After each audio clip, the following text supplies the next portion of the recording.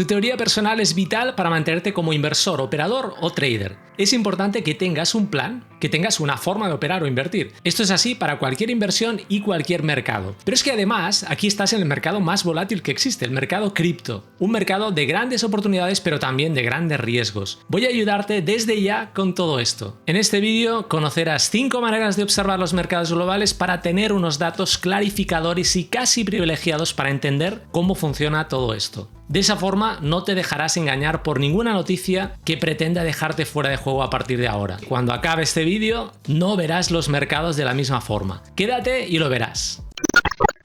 Como te dije en el último vídeo, sería bueno que separaras tu propia visión de mercado, tu teoría personal, en dos perspectivas distintas si quieres invertir en un medio o largo plazo. El punto de vista fundamental y el punto de vista técnico.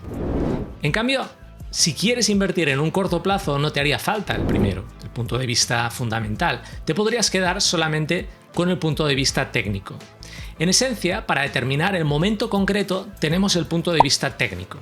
En cambio, para determinar el potencial, el contexto, la situación del momento, tenemos el punto de vista fundamental.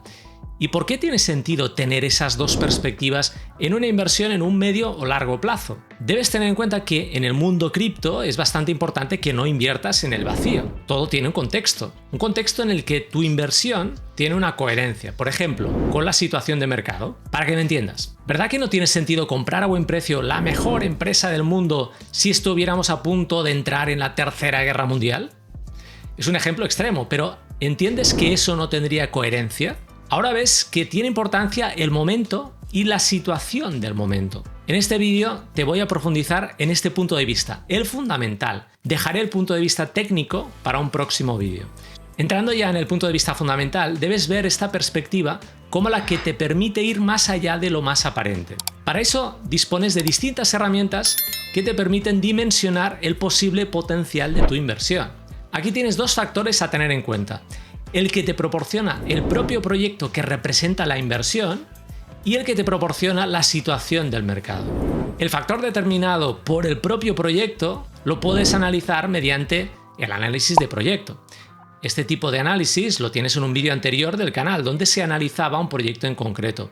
Lo podrás ver ahora en una tarjeta. Básicamente en un análisis de proyecto nos interesará analizar, por ejemplo, el producto como tal a través de su white paper, por ejemplo, y la hoja de ruta del proyecto. También los usuarios del producto, la utilidad de ese producto, la competencia, partners e inversores, la economía del token, el equipo del proyecto y la comunidad. Y el factor determinado por la situación del mercado lo puedes analizar con el estudio de narrativas y el análisis macroeconómico, sin dejar aparte también, por ejemplo, el análisis on-chain. También te hablé del estudio de narrativas en un vídeo anterior y también del análisis on-chain, como puedes ver en algunos de los últimos vídeos. De hecho, tienes incluso una lista de reproducción sobre análisis on-chain. Todos estos aspectos son muy importantes y próximamente te seguiré hablando más sobre ello. En todo caso, en este vídeo me voy a centrar en algo de lo que no te he hablado aún en este canal. Te hablaré de la visión macroeconómica. Me refiero a la contextualización a partir de lo que nos dice la economía global y los mercados tradicionales. Iré desde la visión superior hasta la inferior. Lo primero es ver cómo está la liquidez en los mercados.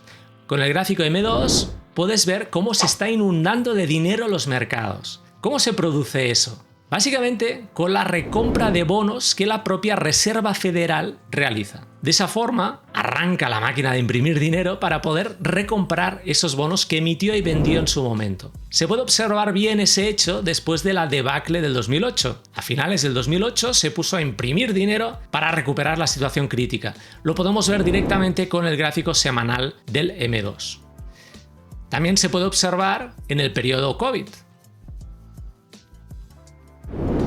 Muy importante tener en cuenta que los inversores de mercados tradicionales engloban a Bitcoin y las criptomonedas como inversiones de alto riesgo, muy alineadas con las inversiones en empresas tecnológicas. De hecho, tiene cierto sentido.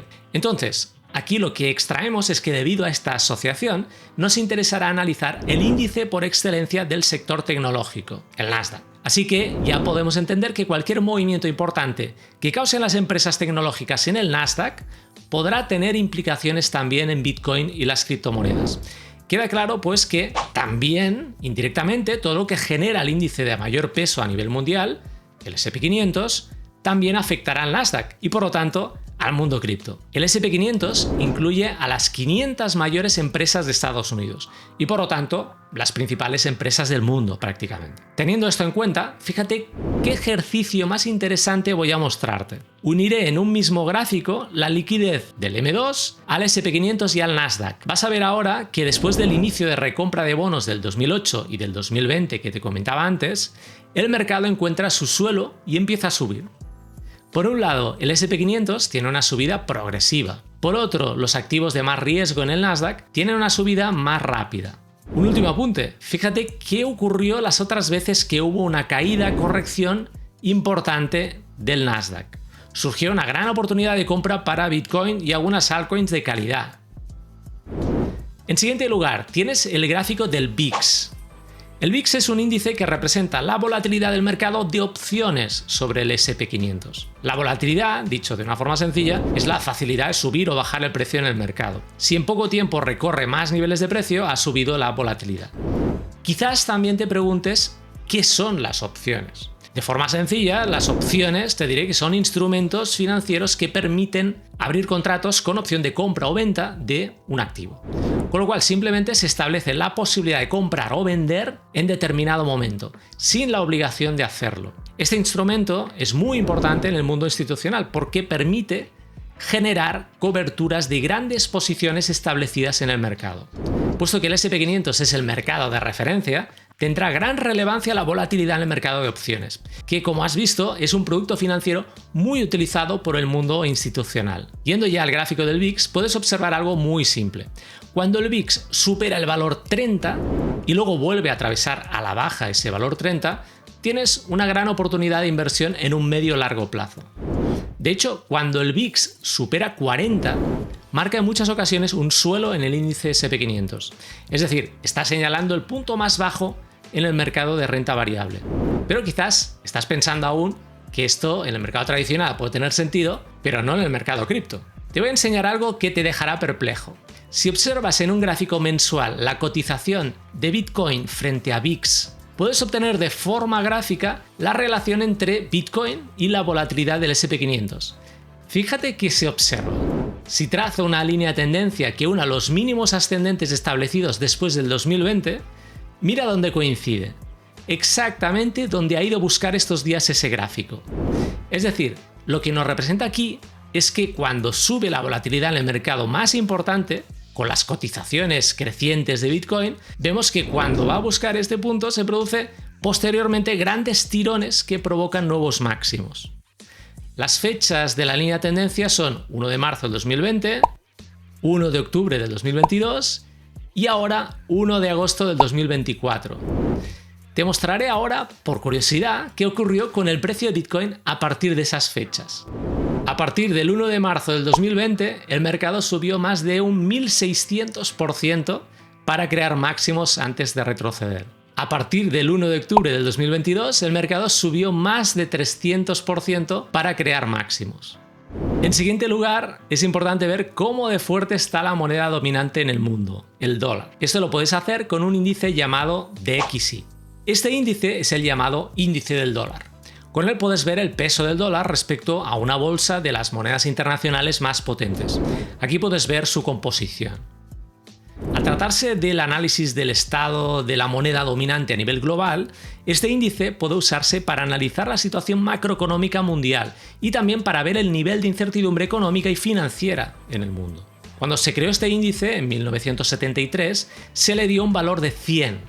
Desde entonces, este valor de 100 es el que se utiliza para considerar una sobrevaloración o una infravaloración del dólar. De aquí ya podemos establecer una relación en la que de forma básica, cuando su gráfico va hacia arriba, el dólar se está fortaleciendo.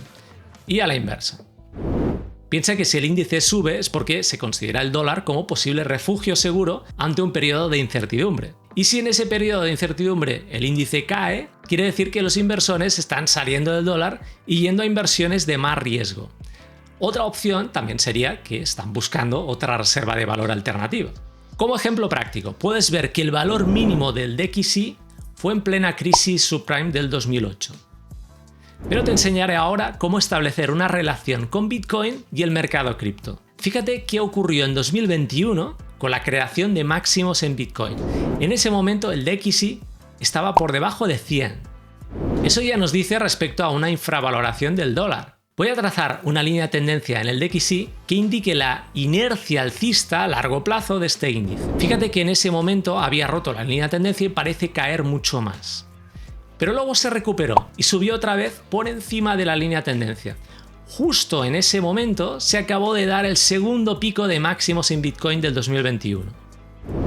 Ese era el momento de salir. Como ves, el dólar se fortalecía rompiendo la inercia bajista a corto o medio plazo que llevaba. Esa confirmación podía ser la señal de que los activos de riesgo no seguirían subiendo.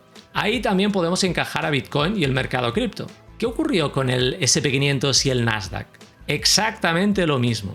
Y fue así. A partir de ahí, el dólar no paró de subir hasta llegar a un valor muy representativo por encima de 100. De ahí ya empezó a caer. ¿Y qué pasó con los activos de riesgo? Empezaron a subir justo después de la confirmación de la rotura alcista que puedes ver en este gráfico semanal. ¿Y ahora? ¿Qué tenemos ahora, en este momento?